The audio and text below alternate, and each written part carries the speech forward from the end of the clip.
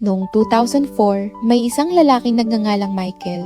Isa siyang senior sa isang universidad sa Louisiana. May kaklase siyang babae na matagal na niyang lihim na hinahangaan. Paulit-ulit niya itong niyayaya sa date, paulit-ulit din siyang tinatanggihan, pero hindi siya sumuko.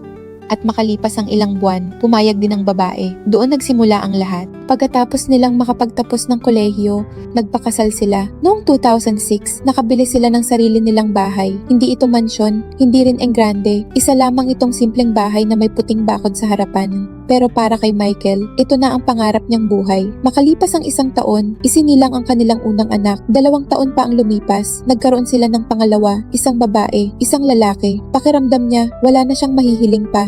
Tuwing umaga, palihim niyang gigisingin ang mga anak para takutin ng pabiro.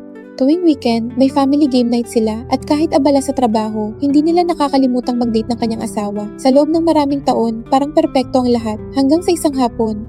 Habang nanonood siya ng basketball sa sala, may napansin siyang kakaiba. Isang pulang lampara sa sulok ng silid. Matagal na itong naroon, pero ngayon parang may mali. Hindi ang ilaw, kundi ang mismong lampara. Malabo ito. Ang buong sala ay malinaw. Ang telebisyon ay malinaw, pati ang mga litrato sa dingding. Pero ang lampara, parang hindi ma-focus ng kanyang mga mata. Kinusot niya ang kanyang mga mata, pero ganun pa rin. Lumapit siya rito, hinawakan. Ngunit nanatiling malabo. Sinubukan niya itong balewalain. Bumalik siya sa panonood, pero maya-maya na mas kakaiba pa siyang napansin. Nakabaliktad na ang lampara. Walang humawak dito. Walang taong pumasok, pero malinaw na nakataob na ito. At nanatili pa ring malabo. Alam niyang may mali. Alam niyang dapat siyang magpatingin sa doktor, pero may kung anong pumipigil sa kanya. Sa halip, hindi niya mayalis ang tingin sa lampara. Nang gabing iyon, umuwi ang kanyang asawa at mga anak. Gusto niyang sabihin ng lahat, pero hindi niya ginawa. Nagkunwari siyang normal ang lahat. Pagsapit ng hating gabi, habang mahimbing ang tulog ng kanyang pamilya, bumaba siyang mag-isa, umupo sa sofa, at muli tinitigan ng lampara. Magdamag, kinabukasan hindi siya pumasok sa trabaho. Ang buong araw, iisa lang ang ginawa niya, tumingin sa lampara.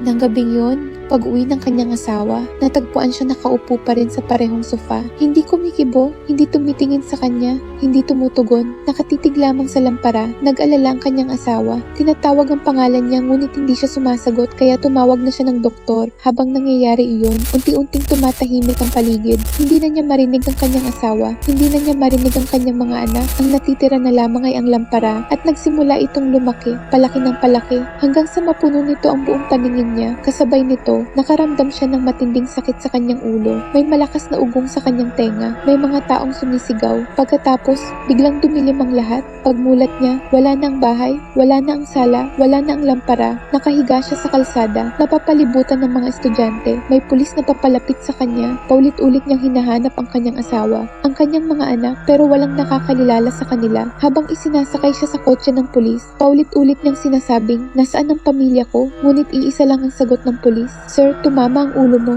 Dadalhin ka namin sa ospital. Doon niya nalaman ang katotohanan. Wala siyang asawa, wala siyang anak, hindi siya naging tatay, hindi pa siya kailanman nagkaroon ng sariling pamilya. Isa pa lamang siyang college student. Dahil bago siya maaksidente, nabangga siya ng isang football player. Bumagsak siya at tumama ang ulo niya sa lupa. Ayon sa mga doktor, humigit kumulang 10 segundo lamang siyang walang malay. Pero sa loob ng 10 segundong iyon, nabuhay siya ng maraming taon. Nagkaroon ng asawa, 2 anak, isang tahanan, mga alaalang parang totoong nangyari. Halos mabaliw siya sa kakaisip. Ilang araw hindi nakakatulog dahil araw-araw siyang nagluluksa sa pagkawala ng isang pamilyang kailanman ay hindi naman pala naging kanya.